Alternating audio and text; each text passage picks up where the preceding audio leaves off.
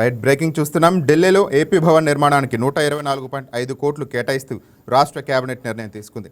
CM Chandrababu అధ్యక్షతన వెలగపూడి సచివాలయంలో భేటీ అయిన కేబినెట్ పలు కీలక అంశాలపై సుదీర్ఘంగా చర్చించింది. ఈ మేరకు కేబినెట్ తీసుకున్న నిర్ణయాలను వెల్లడించారు.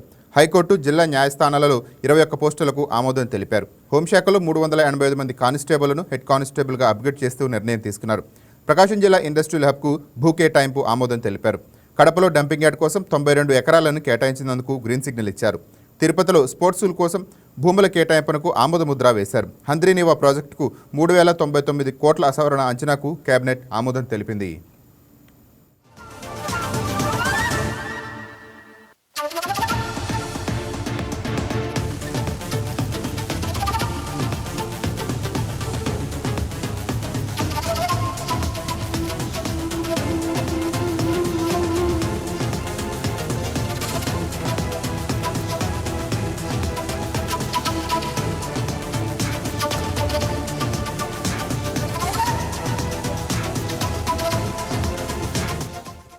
రెడ్డిగా ఆంధ్రప్రదేశ్ కేబినెట్ సమావేశంలో పలు కీలక నిర్ణయాలు తీసుకున్నారు. ముఖ్యమంత్రి నారా చంద్రబాబు నాయుడు అధ్యక్షతన జరిగిన కేబినెట్ సమావేశంలో మొత్తం 26 అంశాలపై చర్చించి అభివృద్ధి, మౌలిక వసతులు, పరిపాలనా సంబంధిత ప్రతిపాదనలకు ఆమోదం తెలిపింది కేబినెట్.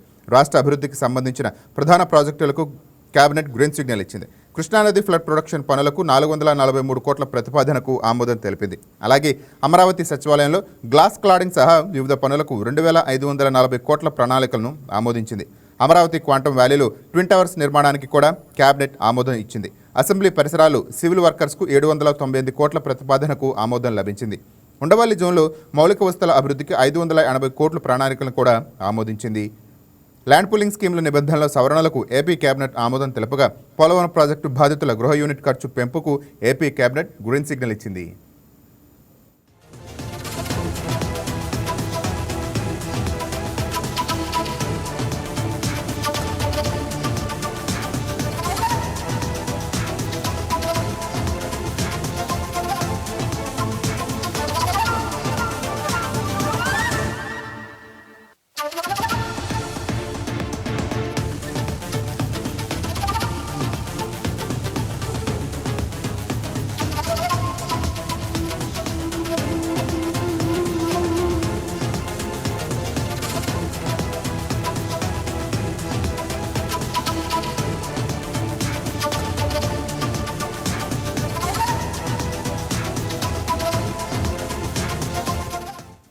అలాగే ఇతర కీలక నిర్ణయాల్లో భాగంగా న్యూఢిల్లీలో కొత్త ఏపీ భవన్ నిర్మాణానికి 124.5 కోట్లు కేటాయించేందుకు సిద్ధమైంది మంత్రివర్గం.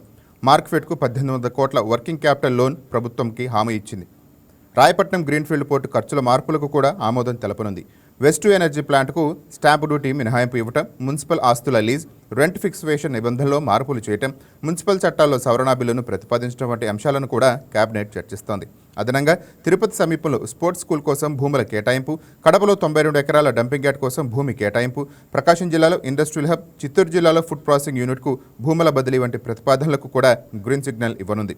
మొత్తానికి ఈ కేబినెట్ సమావేశంలో రాష్ట్ర అభివృద్ధి, మౌలిక వసతులు, ఉపాధి అవకాశాల పెంపునకు దోహదపడే కీలక నిర్ణయాలు తీసుకోబడినట్టు తెలుస్తోంది.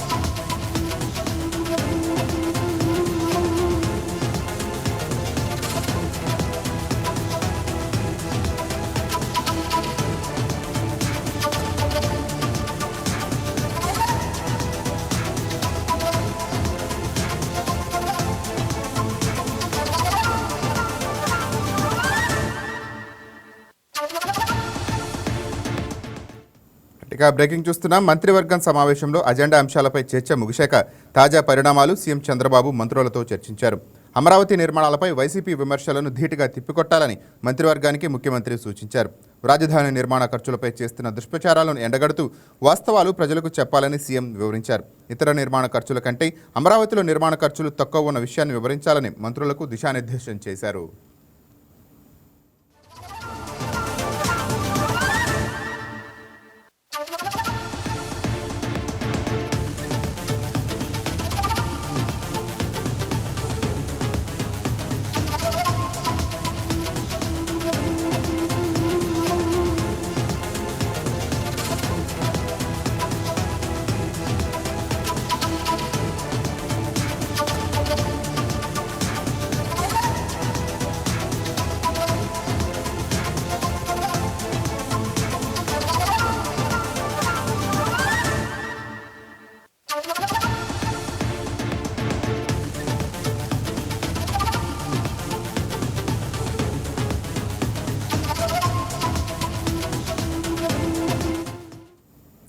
ఇక దీనిపై మరింత సమాచారం మా కరెస్పాండెంట్ హారిక అందిస్తారు. రైట్ హారిక, చెప్పండి.